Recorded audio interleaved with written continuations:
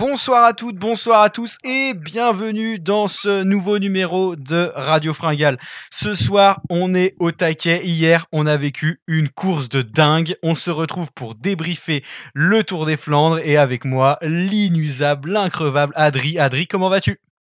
Salut la Torn, bonjour à tout le monde. Ça va en pleine forme après ce magnifique Tour des Flandres, ce sprint de malade mental quoi.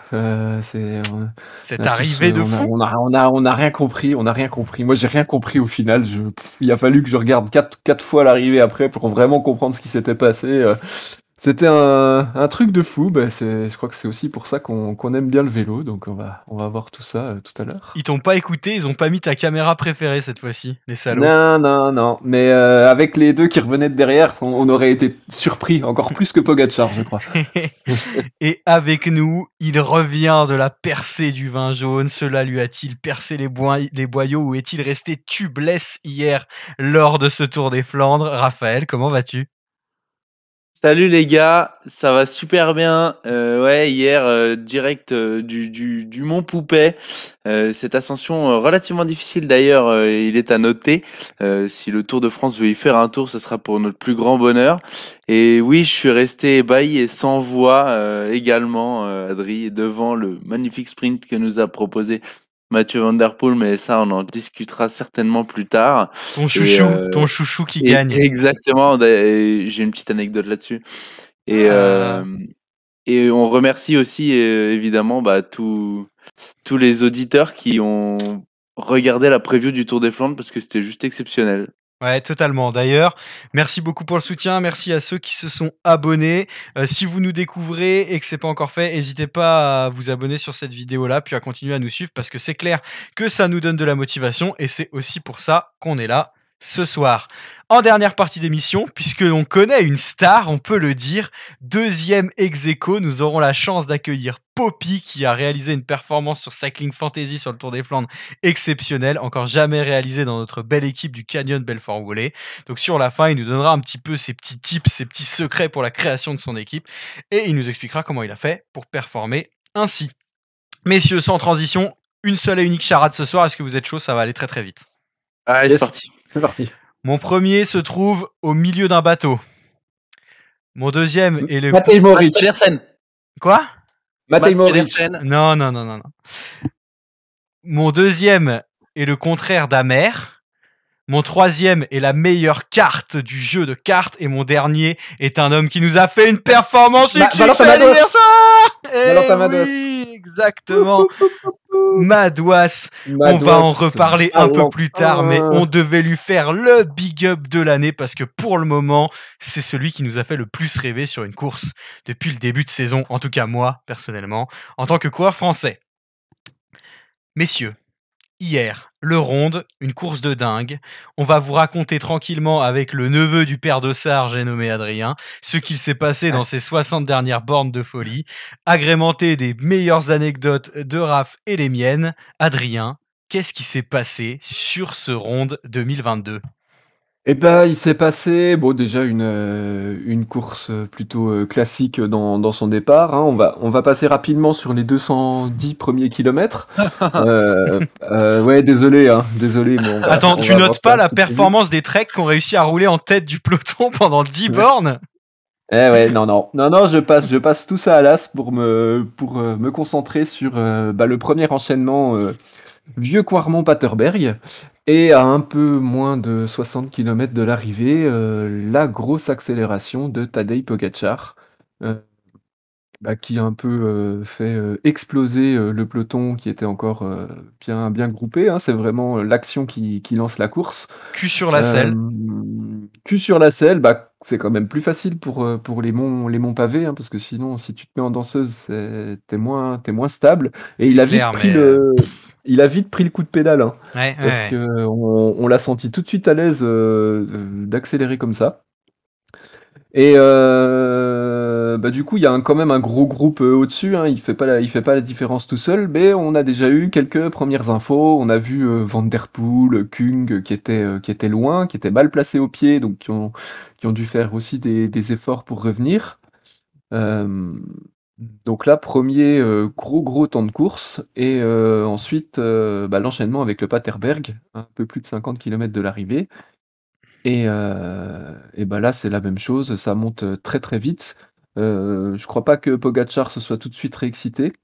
Les quick-step en difficulté déjà dès ce deuxième mont, hein. Oui, alors là, on a vu aussi, alors je sais plus si c'est là que Asgreen non, c'est au sommet du Ouais, c'est Koppenberg, plus je crois. tard, c'est plus tard. Ouais, mais c'est, voilà, les quick-step de toute façon, dès que ça a accéléré, fort, on a vu, ils étaient 2 dans la roue. Sénéchal a sauté dans le vieux Quarmont et Asgreen, il a tenu. À ce moment-là, moi, je me suis presque dit: «Bah tiens, Asgreen, finalement, il a bien préparé son affaire», un peu comme je l'avais espéré, la semaine dernière. Ouais, tu Voilà. nous l'as vendu comme ça, tu m'as fait Ouais, perdre des points donc d'ailleurs, là hein, je te le dis. donc là, je me suis dit: c'est bon, il est dans le coup», Qu'est-ce que j'ai et du bon, nez en ce moment? ouais, c'est ça et puis en fait, non.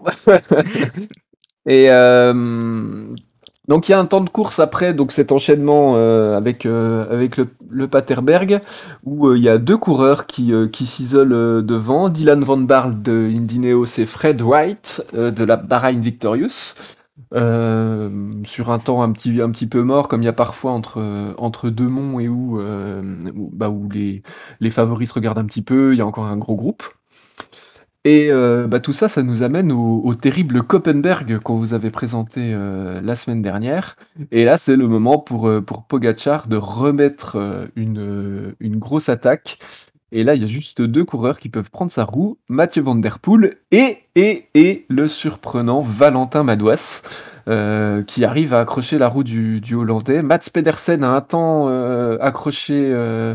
accroché le groupe, mais sur le dessus, après les passages le plus raide, il a pas réussi à s'accrocher. Et là, les 3 coureurs sont partis à se relayer après le Koppenberg pour revenir tranquillement sur les 2 coureurs de tête. Les meilleurs Flandriens, on peut le dire. Les 3 meilleurs Flandriens. Les 3 meilleurs Flandriens du jour, en tout cas, ça c'est sûr, mais c'est pas forcément.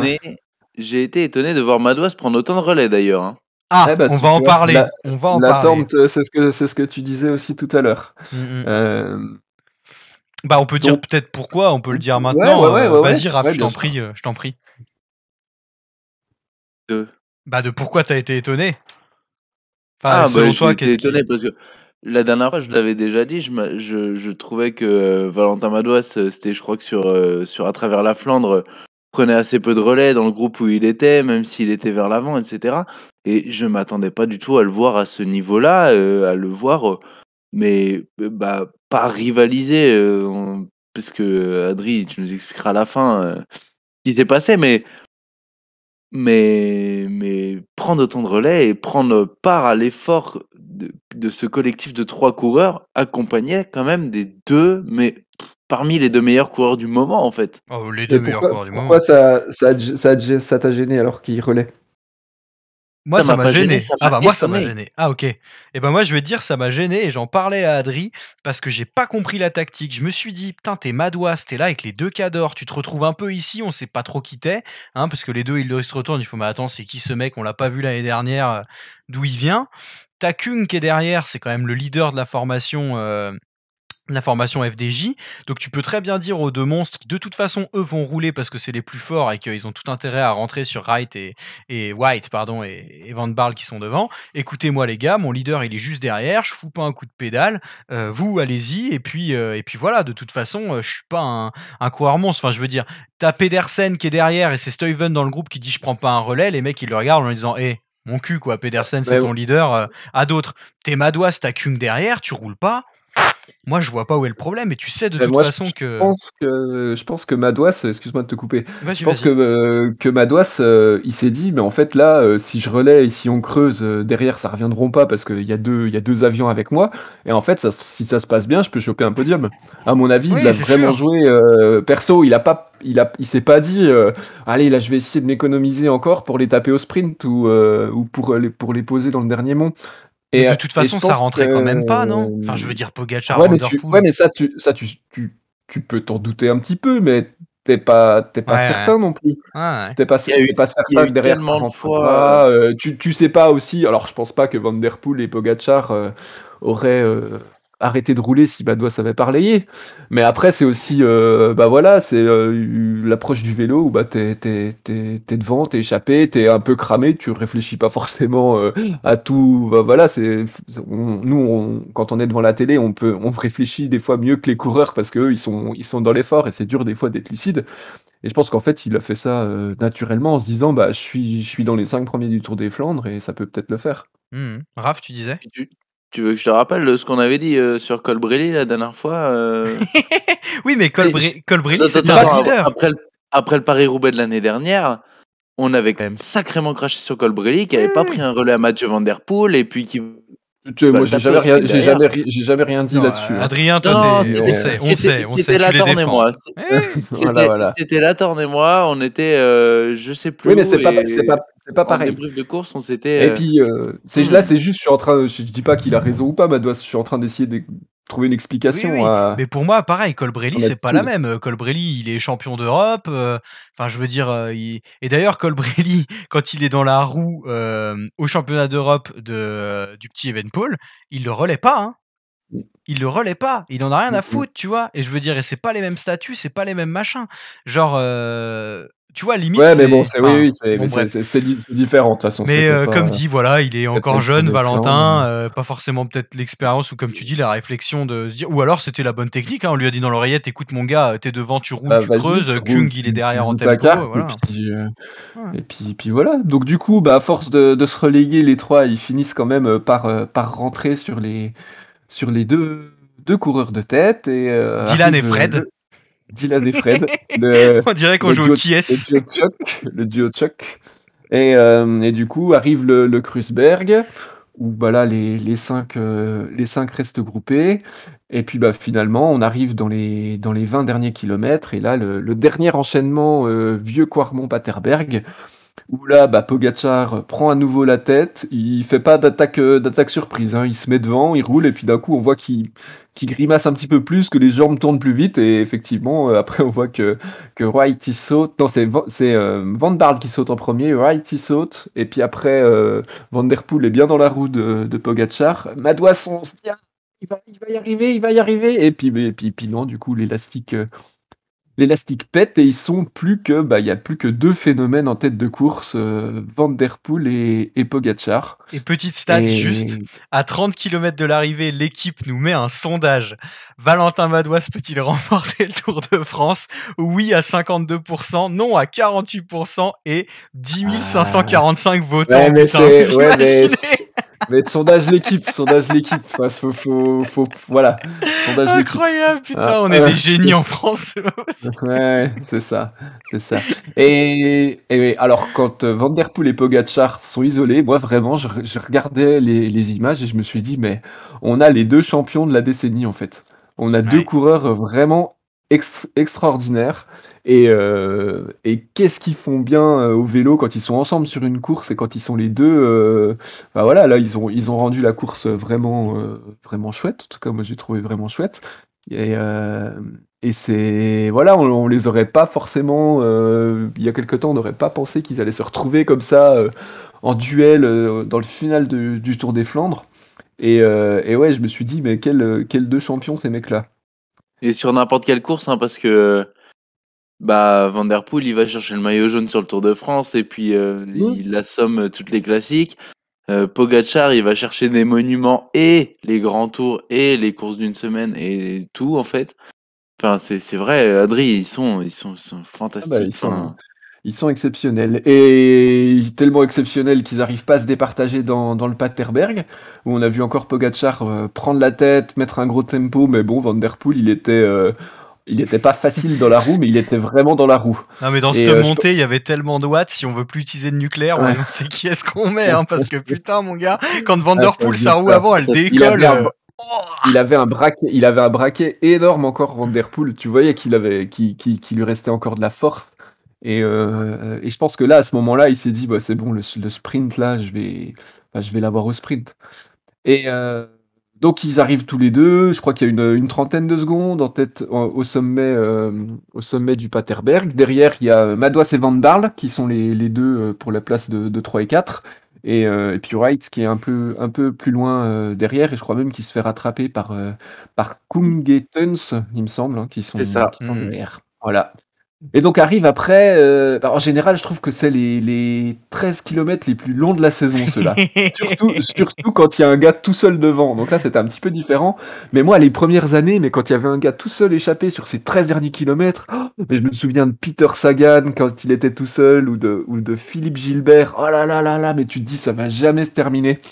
Et là, du coup, c'est passé un petit peu différemment parce que bon, tu voyais qu'il commençait à se préparer au sprint, ça passait, mais sans plus.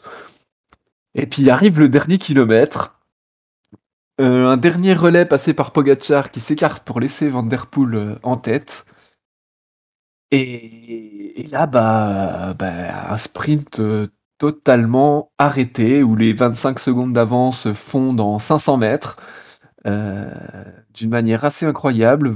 Pogacar qui ne veut pas passer devant et Van Der Poel qui joue avec les nerfs du double vainqueur du Tour de France. Il y a quelques zigzags sur la route et puis voilà, les deux coureurs regardent derrière et à 300 mètres en fait, Valentin Madouas rentre sur peut-être un peu moins de 300 mètres, mais rentre sur le duo de tête avec Dylan Van Baarle dans la roue. Et sur l'élan, lance le sprint, et là on se dit, mais mon Dieu, ils avaient raison. Et au sondage sur l'équipe, Madouas, il va gagner, quoi. Aïe, aïe, aïe. J'ai failli casser mon ordi, c'était genre, quand je l'ai vu rattaquer, là, passer sur la droite de Van Der Poel, commencer à reprendre son dérailleur et tout, j'étais là genre, putain, mais il va le faire, quoi. Surtout que Van Der Poel, en lançant son sprint, il veut se déporter un petit peu vers l'intérieur de la route pour pas faciliter l'accès à Pogacar, et ça ouvre la porte à Madouas. Et là, on se dit presque, mais en fait, il va le passer. Et puis bon, finalement, Van Der Poel était vraiment le plus fort sur le sprint. Et c'est Dylan Van Baarle qui, en remontant sur la gauche, enferme un petit peu Pogacar, qui peut pas vraiment faire son sprint. Mais après il l'enferme, mais c'est dans le sprint, quoi. Moi, je trouve qu'il fait un peu pleureuse Pogacar là-dessus. Hein. Oui, mais c'est Pogacar qui se. Après, il a dit qu'il s'en voulait à lui-même, mais c'est lui qui joue très mal le coup. Mais dans le sens, je dis qu'il l'enferme, mais je dis pas qu'il le tasse, tu vois. Mais ça empêche Pogacar de partir. Il avait 700 mètres pour passer devant avant. Donc, tout à fait. Et Van Baarle fait 2, et la 3e place incroyable de Valentin Madouas. Devant un Pogacar dépité, dégoûté, et puis qui peut s'en vouloir qu'à lui-même, quoi. Ouais, totalement. Donc, une course de dingue. Bien résumé, Adri. On va enchaîner, je pense, tout de suite sur ceux qu'on a aimés. On va chacun donner ce qu'on a aimé dans cette course, parce que de toute façon, ça va dépeindre un petit peu ce que tu viens de nous raconter. Moi, désolé, je commence, hein, mais Valentin Madouas, putain les gars, Valentin Madouas. Genre, on en parle jeudi dernier, on dit il est pas mal cette année, il a quand même fait des belles courses avant et tout. Moi, tu vois, je me disais, allez, il claque un top 10, ce serait dingue, un top 5, incroyable, mais putain, se dire qu'à 250 mètres de la ligne, il est dans le dérailleur de Van Der Poel, et à la fin, en plus, il dit, ouais, j'ai eu des crampes et tout, et c'est pour ça que j'ai dû me rasseoir, mais putain, tu te dis, s'il a pas ses crampes, alors oui, Van Der Poel était trop fort, et certainement qu'il aurait pas gagné, mais putain, tu vois, s'il était allé encore plus titiller le boyau, enfin... Mais on en rêve de ça, parce que autant quand Alaf il est sur un monument, maintenant on sait, tu vois, on est là, on est derrière Alaf, on sait qu'il va aller au bout, et limite on est plus déçu quand il se fait sauter sur la ligne sur LBL, quoi. Mais un mec là que tu l'as pas attendu à ce niveau-là, putain, mais quand Pogacar il attaque, que derrière t'as Van Der Poel et Madouas, c'est là où c'était dingue, moi. C'est là où j'en suis parvenu vraiment, c'est sur ce temps de course sur le vieux Quarmont là. Mais tu te dis, mais en fait, qu'est-ce qu'il fout là? Comment ça se fait avec une facilité, qu'il est dans la roue, il est dans la roue de Van Der Poel, tu vois qu'au sommet il est limite, et puis après la caméra revient dessus, puis ils sont les trois, et il a recollé, quoi. Et derrière, ils ont tous sauté, c'est vraiment à la pédale, parce qu'à la limite, Van Baarle et Wright, ils avaient un temps d'avance. Donc, mais ce qui est hyper impressionnant avec Madouas là, c'est qu'il a suivi l'accélération de Pogacar. Et que tout le monde derrière, Pedersen, il a essayé de suivre les trois, et il a sauté sur le dessus du vieux Quarmont. Raph, des frissons, Ouais, quoi. ah ouais, des frissons total. Madouas, on l'a vu la semaine dernière, qui avait fait des belles perfs, et cette année, c'est vrai, mais l'année dernière, c'était pas non plus exceptionnel. Il était là, voilà, il fait 21e d'Estrade Bianchi, par exemple. Sur le Ronde, il est pas là. Sur la Flèche Brabançonne, il fait 14e. Bon, il fait 8e sur le Bretagne Classique Ouais, mais et 13e, il a pas fait au une bonne championnat du saison, hein. monde. Il a pas fait une bonne saison l'année dernière, Non, contrairement aux années d'avant. il a pas fait une saison exceptionnelle. L'année Mm. d'avant, effectivement, il fait des un peu meilleurs résultats, 14e du Ronde, par exemple, ou 11e de la Flèche Wallonne, mais on l'attendait pas à ce niveau-là, en fait, De cette fou. année. Et c'est vrai que c'est incroyable, en fait, de le voir tenir les 2 meilleurs du monde dans leur catégorie, sur cette course-là, qui est un mix, en fait, de leurs 2 spécialités. Pogačar, il aime les trucs durs, la grimpe. Van der Poel, c'est le meilleur Flandrien que l'Europe porte en ce moment. Enfin, on l'attendait juste pas à ce niveau-là, et c'est encore plus dingue quand il revient à la fin. J'étais pareil que toi, l'attente, j'étais derrière mon téléphone là, j'étais: «Allez Valais, allez, Putain, allez, de ouf. allez!» Mais tu n'en peux plus, tu le vois revenir, tu te dis: «Elle est pour nous, Christophe Laporte est tombé, il ne gagnera pas, il est pas dans le groupe de tête, il nous reste Valentin Madouas». Cet élan patriotique qui te porte, tu le vis, c'est Mmh. puissant. De C'est ouf. puissant, et vraiment, ravi de l'avoir vu à ce niveau-là, et je pense qu'il peut faire des trucs de ouf à l'avenir. Il est encore jeune. Et on l'a senti quand même bien monter en puissance, parce que si on en a parlé la semaine dernière, c'est aussi parce que là, il fait top 10 à l'E3, il fait 11e, je crois, à travers les Flandres. Ouais, ouais. Donc on a senti quand même qu'il y avait un petit truc, même dans sa façon d'être présent aussi à l'avant des courses.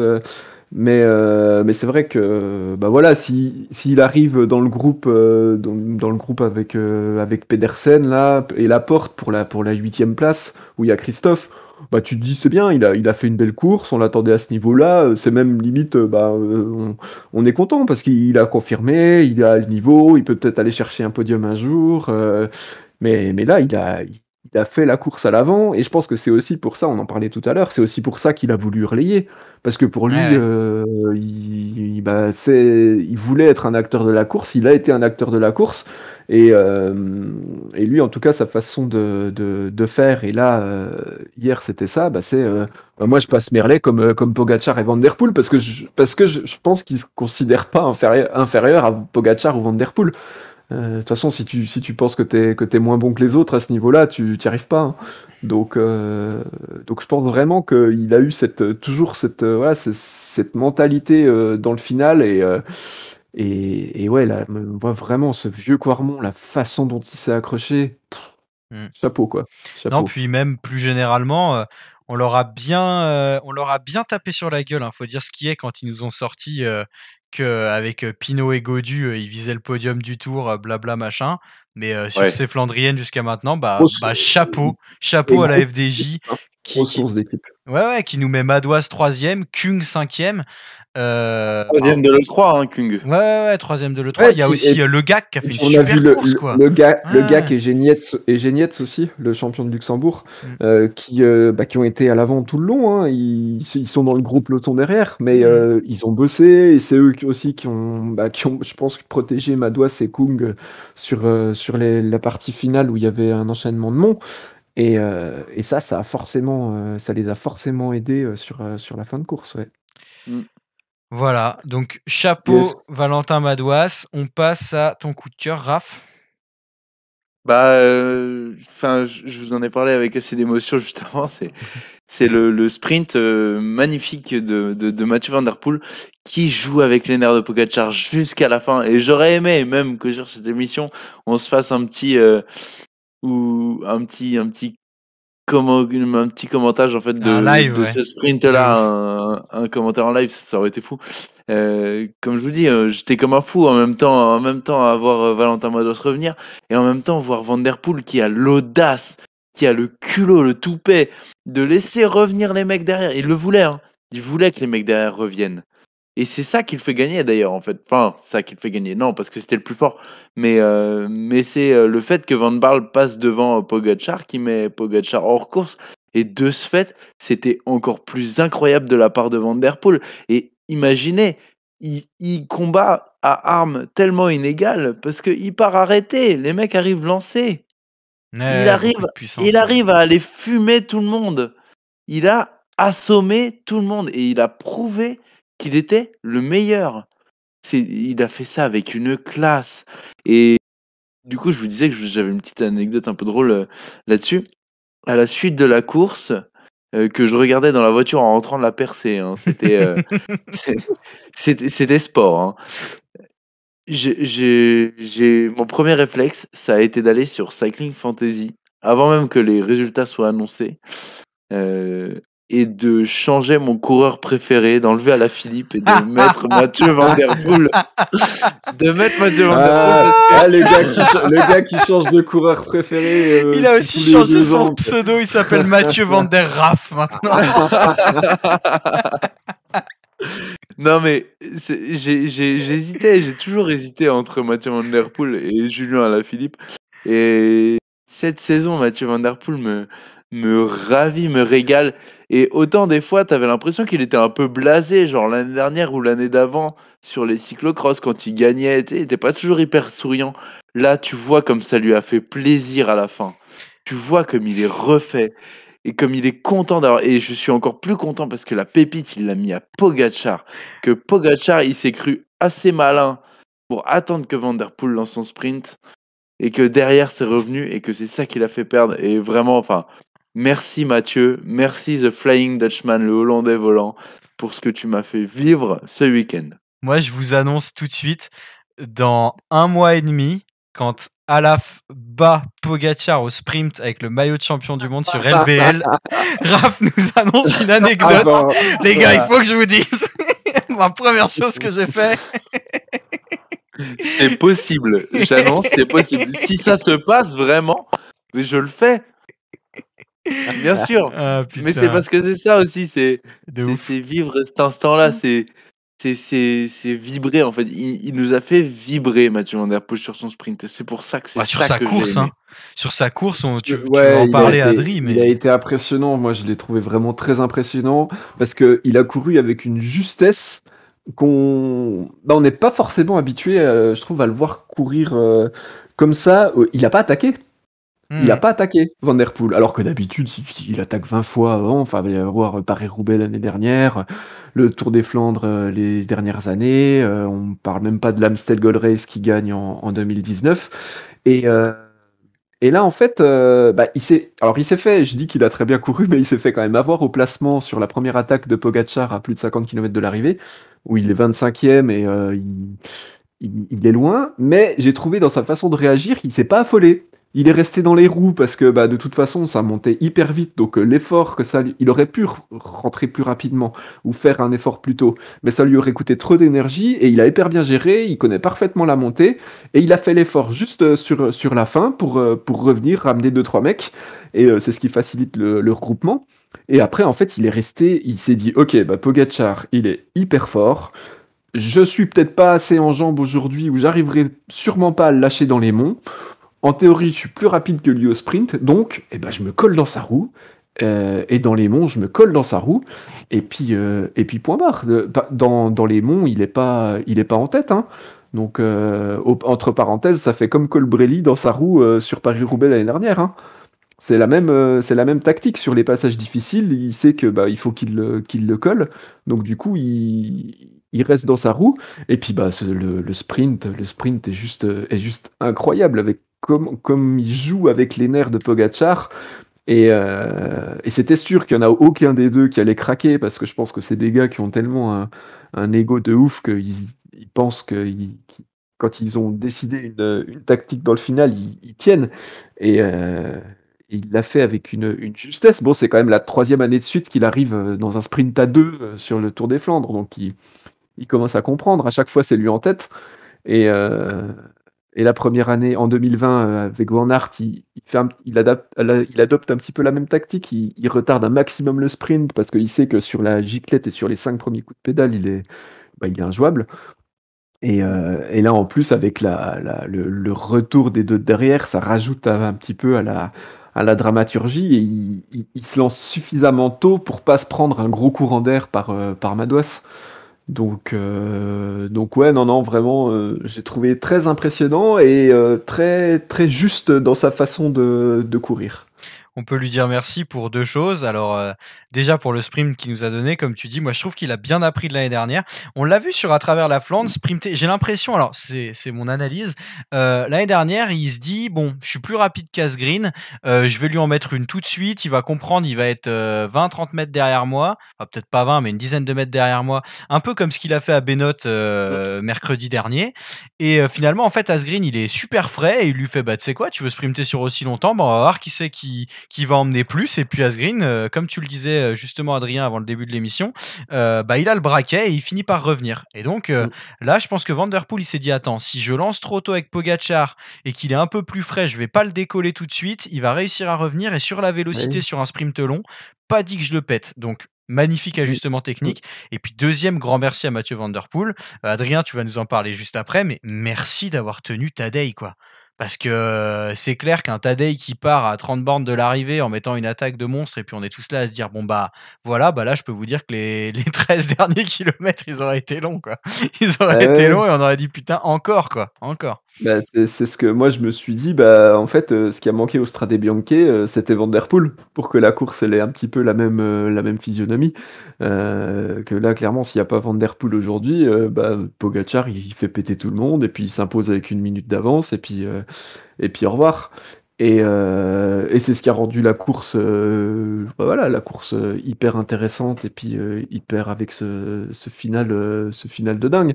C'est que là, il y avait pas un gars au-dessus du lot, il y avait 2 gars au-dessus du lot Mmh. et du coup, c'est ce qui amène des surprises et on a déjà vu des coureurs perdre la course, hein, ça a failli se passer quand même. Heu, donc ouais, non, c'est sûr, merci à lui d'avoir accroché Tadej et de l'avoir rendu un petit peu plus humain et puis de lui faire des erreurs aussi. Parce que Mmh. ça, c'est enfin voilà, on parlera de Pogačar, après, Bah, on peut en parler, mais messieurs, hein, si, ouais, bah, si on Raph, peut en tu quelque chose à ajouter sur Mathieu Van der Poel ou? C'est juste que, bah, pour compléter ce que vous disiez, hein, d'un côté, Van der Poel a hyper bien couru en laissant Pogačar prendre ses responsabilités de surhomme, de ce début de saison et c'est là-dessus qu'il fait la bonne OP. Il a compris que c'était pas à lui de placer les 20 attaques, que c'était à Pogačar et que du coup, lui, il avait juste à tenir la roue, qui était déjà pas une mince affaire et du coup, enfin, Adri, c'est quoi toi, ton coup de cœur, tiens? bah, c'est Pogačar, c'est la course de Pogačar Bah, voilà. et bah, la façon dont il a été offensif, sur, la dernière heure et demie de course et parce que je me dis peut-être que s'il avait pas, attaqué, si tôt, on serait, arrivé avec 30 coureurs au pied du vieux Quarmont-Paterberg et puis que ça aurait été un petit peu plus, la loterie et que lui, bah, après il sait aussi, hein, lui il est venu pour gagner.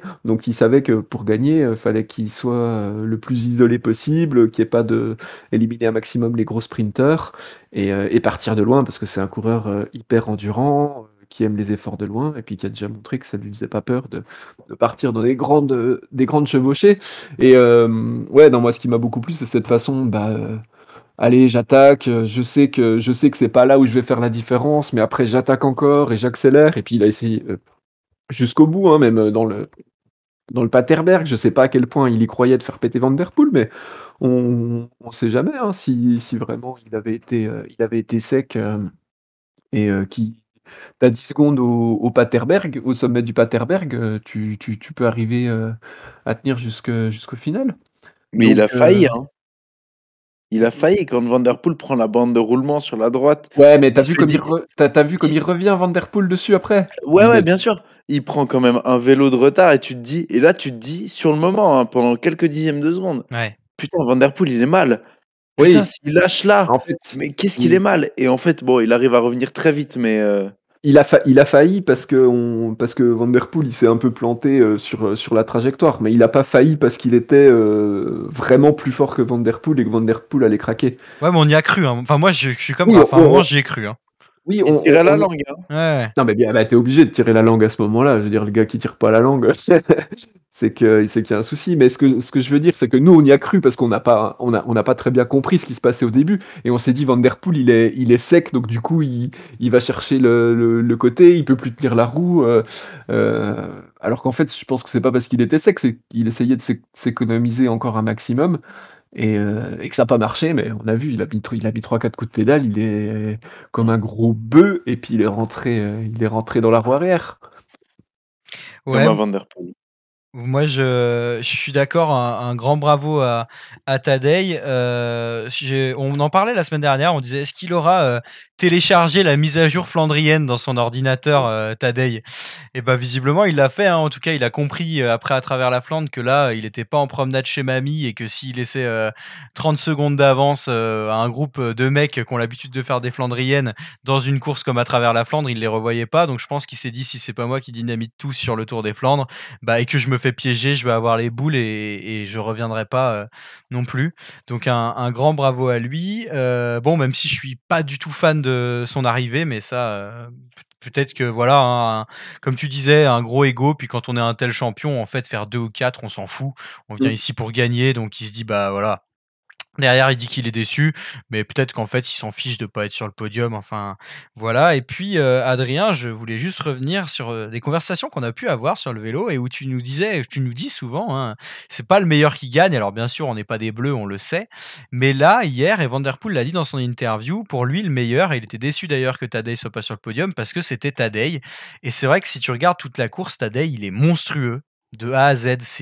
Tu te dis: «Mais ouais, en fait, il éclate tout le monde». Et en fait, Van Der Poel, c'est Van Der Poel. Alors on se dit pas qu'il est naze et qu'il arrive pas à le suivre, mais je veux dire, si c'est un autre coureur, genre un peu comme Van Der Poel et Asgreen l'année dernière, ou voilà, et ben on se dit genre: «Ouais, l'autre il a de la chance d'accrocher Tadej, quoi». Là, c'est Van Der Poel, alors on se dit que c'est pas de la chance. Mais si tu prends la physionomie de la montée des monts, ce serait n'importe quel autre mec, un peu comme Madouas ou autre, qui arrive à suivre, tu te dis: «Ah, il galère quand même le gars derrière, hein, il a de la chance de s'accrocher, hein». Et du coup, ben, Van Der Poel a appris de ses erreurs des années passées, l'a joué un peu plus roublard. Peut-être qu'il était un peu moins fort aussi et que ça lui a fait du bien d'être un peu moins fort parce qu'il a couru un peu plus avec sa tête. On parlait de Van Aert qui arrivait pas à gagner quand il était pas assez fort et qui gagnait que quand il était très fort. Bah là, c'est peut-être un peu la même. Et du coup, Tadej, là, il a enregistré de sa première erreur, c'est-à-dire être devant et pas courir derrière dans une Flandrienne. Est-ce qu'il a enregistré de sa deuxième erreur qui a été, pas forcément tout donner et être un peu plus en contrôle? On le verra l'année prochaine. Et bon, ça c'est juste pour le fun parce que voilà, il y a quand même, 99 de chances qu'il aille pas sur Paris-Roubaix et on se doute que sa reconnaissance du parcours, elle était prévue. Mais aujourd'hui, le petit Tadej sur Instagram, il poste une petite photo avec un mec qui se cache la bouche en disant: «Devinez où je suis?» Et il est en train de reconnaître les secteurs pavés de Roubaix. Bon, on se doute que ça va être pour le Tour de France, mais avec lui, on ne sait jamais, on ne sait jamais. Ah, il le tentera un jour, je pense pas tout de suite, mais une fois qu'il aura gagné les 4 autres monuments, il va se dire: «Allez, faut que je me fasse Paris-Roubaix avant mes 27 ans». Toi, Raph, qu'est-ce que tu as pensé de notre Tadej national? Mais Tadej, il est écœurant en fait, il est juste écœurant, de pouvoir être aussi fort sur tous les terrains. D'ailleurs, en fait, tu le vois à son physique. Je sais pas si vous avez remarqué, mais il est pas ultra sécos comme un pur grimpeur. Il est pas hyper galbé comme un Alaphilippe ou un Van Der Poel. Tu pas les muscles qui ressortent, chaque fibre musculaire qui vient faire un petit pli sous la peau. Il paye pas de mine, mais il est capable, de suivre les meilleurs partout, d'être le meilleur partout. Van Der Poel l'a dit, c'est le meilleur. Il était meilleur ce jour-là. Il est meilleur partout et c'est presque écœurant. Et d'un côté, je suis trop content pour lui qu'il arrive à faire tout ça. Mais d'un autre côté, je suis content qu'il soit que ça lui mette un peu du challenge aussi d'avoir des mecs comme Van Der Poel. Heureusement qu'il est tombé dans la génération Van Der Poel, Van Aert, Alaphilippe, où même s'ils sont un peu plus vieux que lui, qui viennent, réussir à mettre un peu de concurrence parce que sinon on se ferait trop chier, quoi. Ouais. Bon messieurs, on va clôturer là pour nos coups de cœur. On va essayer d'aller un peu plus vite sur ce qu'on a moins aimé. Une nouvelle fois, je vais commencer. Alors moi, j'en avais 2, je vais en dire un rapidos. Bon, bah, c'est Matej Moric, hein. Merci Matej d'avoir lâché à 60 bornes de l'arrivée dès que c'est devenu difficile. Tu m'as fait perdre des points. Et puis il y en a un deuxième dont je vous ai parlé ce matin. Alors c'est pas sur la course, c'est plus un petit appel du cœur, parce que moi, j'ai toujours été un peu plus team Van Aert que team Van der Poel. Et bah, c'est le forfait de Van Aert. On savait pas trop jeudi dernier s'il allait être forfait ou pas.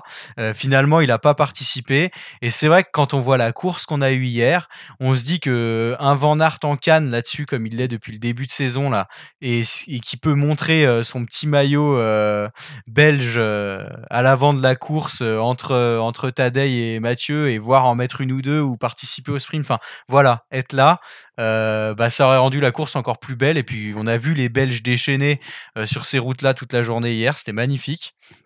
Si on avait eu Van Aert à l'avant, ça l'aurait été encore plus.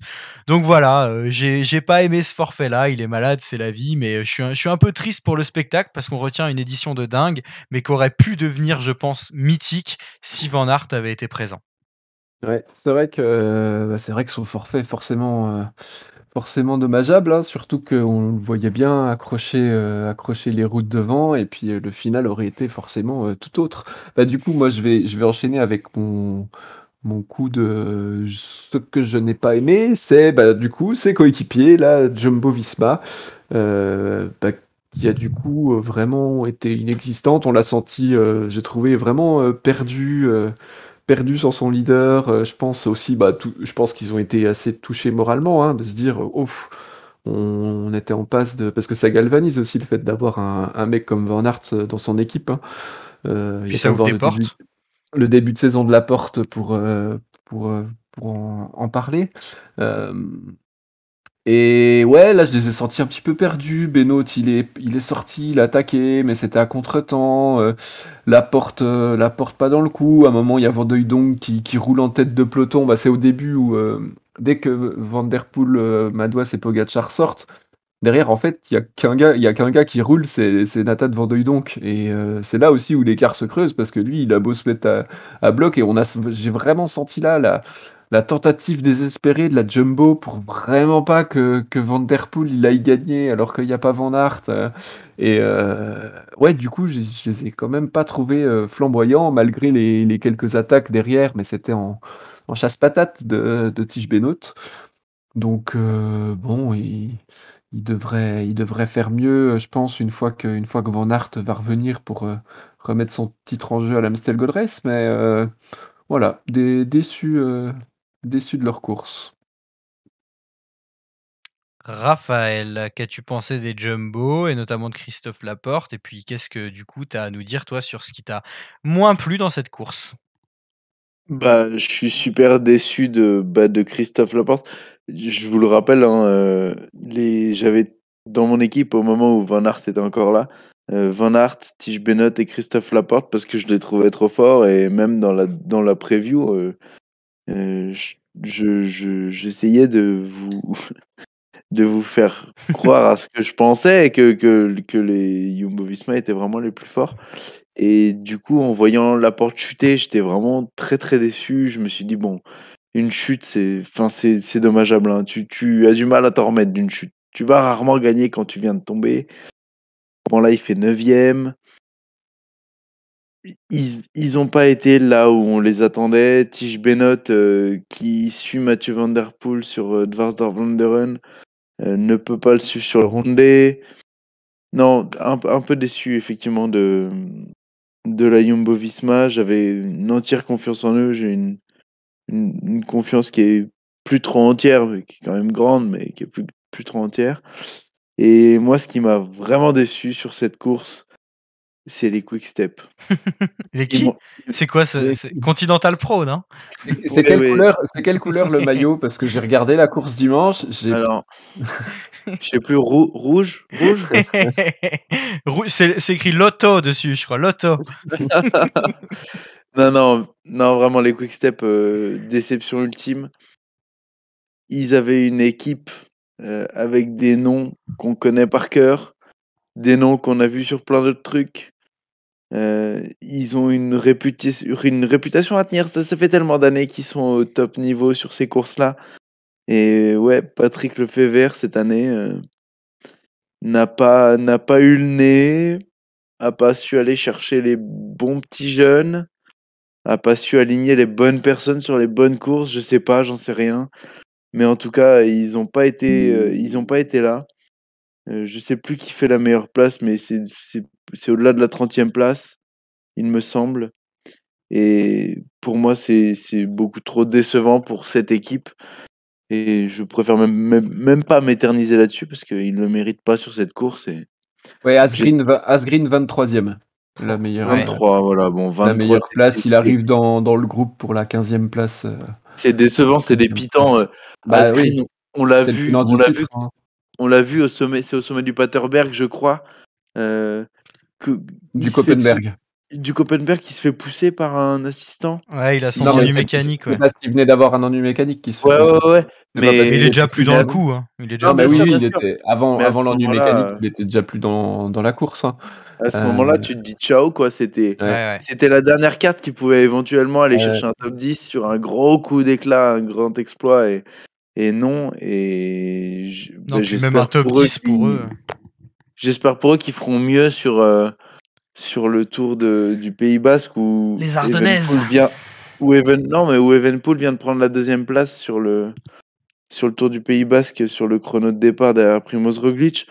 J'espère que ça leur portera plus chance et que, comme on le voit depuis quelques années, ils sont en train de se tourner plus vers les courses par étapes, etc., d'une semaine, voire de 3 semaines.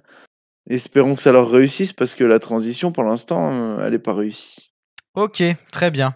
Alors messieurs, pour finir cette émission, nous allons accueillir quelqu'un qui a réalisé une excellente performance sur Cycling Fantasy. C'est Monsieur Poppy qui va nous expliquer un petit peu comment il s'est pris pour faire sa compo et notamment comment il a fait pour remplacer l'irremplaçable Van Aert. Eh bien, Monsieur Poppy, comment vas-tu ? Bah écoutez, ça va plutôt bien, on est en forme, donc tout roule. En forme et lauréat d'une 2e place ex-aequo sur ce ronde, la meilleure performance jamais enregistrée dans le Canyon Belfort-Volé. Félicitations de nous porter aussi haut, parce que si on attend sur nous, mon gars... On va demander aux gens d'applaudir chez eux, là. Bravo. Il faut... Non, mais écoutez, ouais, c'est un honneur, là, de rendre ces services à Canyon Belfort-Volé. Ok. Alors... Poppy, tu vas nous donner un petit peu tes petits secrets de composition. Si je dis pas de bêtises, tu t'y es pris un peu tard, t'as pris ton temps et tu n'as pas eu à subir ce que nous avons subi, c'est-à-dire remplacer le grand Wout van Aert. Alors, comment ça t'est venu et d'où tu nous sors Fred White, s'il te plaît ? Dis-nous tout. Alors, j'ai pas mis Fred White dans mon équipe, il n'y est pas. Pardon, j'ai des bêtises. Mais j'avais discuté avec Raph, qui est là justement, et qui me disait de pas mettre Pogacar dans mon équipe. Mais moi, je l'ai laissé. Parce que comme j'expliquais à Raph, je disais, moi, Pogacar, dès que je le vois faire une course, c'est pour gagner. Son but, c'est de gagner et il va tout faire. Et comme là, cette saison, il fait vraiment des perfs incroyables. Du coup, je l'ai mis dans mon équipe avec Van Der Poel, évidemment, qui... je voyais pas comment Van Der Poel ne pouvait pas gagner ou faire un podium. Il me semble que, si je dis pas de bêtises, il fait un podium aussi sur Milan-San Remo. Ouais, du coup, je me suis dit, bon, il est vraiment en forme. Toutes les courses auxquelles il participe, il écrase la concurrence. Donc, je l'ai mis aussi. Et au final, ça faisait déjà quasiment la moitié des points utilisés pour deux coûte cher, c'est con, hein. Ouais, ça coûte plutôt cher. Et du coup, après, il fallait mettre d'autres personnes. Et là, il fallait un peu choisir. Du coup, j'avais mis Bettiol. Ouais. Mais Bettiol n'est pas parti. Parce que Bettiol il a gagné en 2019, je crois. Mais si, je crois qu'il part, Bettiol. Hein. C'est juste qu'il finit pas, mais il a fait une bonne course. Hein. Il abandonne, mais il a fait une bonne course. Hein. Il était à l'avant et tout. Moi, j'ai regretté de ne pas l'avoir mis en voyant sa course. Hein. Moi, Bettiol, ça m'a effleuré aussi parce que je me suis dit, bon, il a quand même gagné il y a 3 ans. Certes, depuis, il n'est pas extraordinaire, mais il coûte que 200 points. Ouais. Tu peux dire c'est le 200 qui peut te faire un top 10 sur un malentendu. Ouais. C'est ça, ouais. Puis les 200, on n'en parle pas, mais en ce moment, je trouve que c'est vraiment pas trop mal. En parlant de 200, j'ai mis aussi Madouas. Ah oui. Il est évidemment dans mon équipe. Madouas, il a fait vraiment... Du peu que j'ai vu, parce que je suis moins quand même la saison que vous, mais du peu que j'ai vu, je l'ai trouvé vraiment solide sur les courses auxquelles il a participé. Donc du coup, pour 200, je me suis dit, s'il y a quelqu'un à mettre, ça serait lui. Alors, petite dédicace à Hipoff qui nous écoute peut-être, qui m'a envoyé un texto à 17h03 et dire que ce matin, j'ai sorti Madoise de ma compo. Et bah toi, mon pote, t'as du nez, surtout, ne change rien. Je l'ai laissé. J'ai mis Pitcock aussi, parce qu'il fait 3ème sur la course juste à l'avant. Ouais, à travers les Flandres. Ouais, c'est ça, à travers les Flandres, il fait 3ème. Je l'ai trouvé plutôt costaud. Du coup, je me suis dit, bon, il coûte que 200, je le laisse. Et comme en fait, là ça fait 2800. Et après, j'ai mis des gars un peu plus solides. Donc, j'ai mis Stéphane Kung, que j'avais vu aussi à travers la Flandre.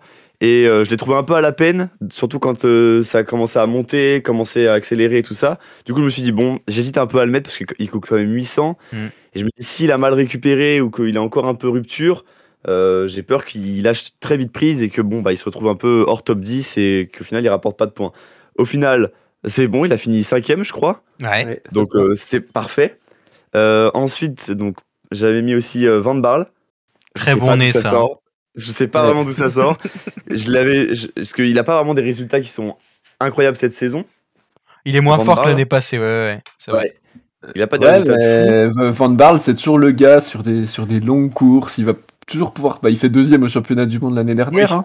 Sur les courses, sur les courses difficiles et longues, il est souvent présent devant et ouais, sur des courses comme ça, il avait déjà fait 4ème, je crois, une année du Tour des Flandres, je sais plus quand c'était. Ouais, puis il a fait un pas mauvais E3 cette année, mais c'était pas aussi bon que l'an passé, quand même. Ouais. Mais il revoltait pas, ouais. Combien il coûtait, Van Barle ? Il coûte 400 et il m'a rapporté 35 points. Bah oui. Oui, non, mais... Bon investissement. Avec Madoise pour 600 points, 65 points, t'es content, quoi. C'est pas mal, ouais. Et j'avais mis Navrez Prado aussi dans mon équipe, puisque Raph m'avait dit qu'il était plutôt en forme cette saison. M'a pas rapporté de points. Encore un bon conseil. Il fait 52ème. Ouais, bon, il n'a pas rapporté de points, mais bon, il valait que 200. Donc, les 200, c'est pas non plus très facile. Souvent, c'est des gars qui vont faire un éclair de génie comme ça.